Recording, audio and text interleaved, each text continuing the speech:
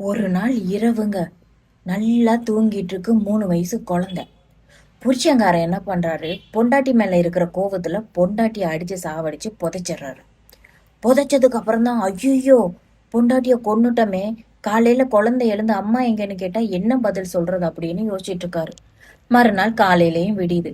ஆனா குழந்தை எழுந்து அது பாட்டுக்கு அதோட வேலையை பார்த்துட்டு விளையாட ஆரம்பிச்சிருச்சு. அம்மா பத்தி ஒரு வார்த்தை கூட கேட்கல. இது அவருக்கு அதிர்ச்சியாவே இருந்துச்சு. என்னடா அம்மா பத்தி ஒரு வார்த்தை கூட கேட்கலையே அப்படின்னு சொல்லிட்டு யோசனை பண்ணிட்டே இருக்காரு. சரி, விளையாட்டுல அது மறந்துருக்கும், மறுநாள் கேட்கும் அப்படின்னு சொல்லி நினைச்சிட்டு கம்முன்னு விட்டுறாரு.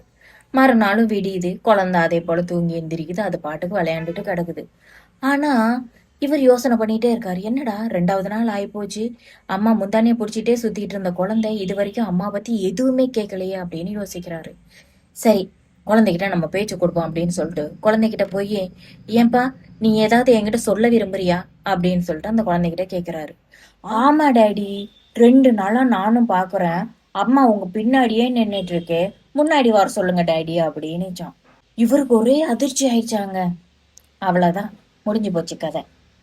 இந்த கதையில இருந்து உங்களுக்கு என்ன புரிஞ்சிச்சு? எனக்கு என்ன புரிஞ்சிச்சு அப்படின்னா, பொண்டாட்டி செத்து போனாலும் புருஷன் பின்னாடி நின்று உயிரை வாங்கிட்டு தான் இருப்பா அப்படின்றத நான் புரிஞ்சுக்கிட்டேன். உங்களுக்கு என்ன புரிஞ்சிச்சு அப்படின்றத கமெண்ட்ஸ்ல சொல்லிட்டு பாருங்க. பாய்.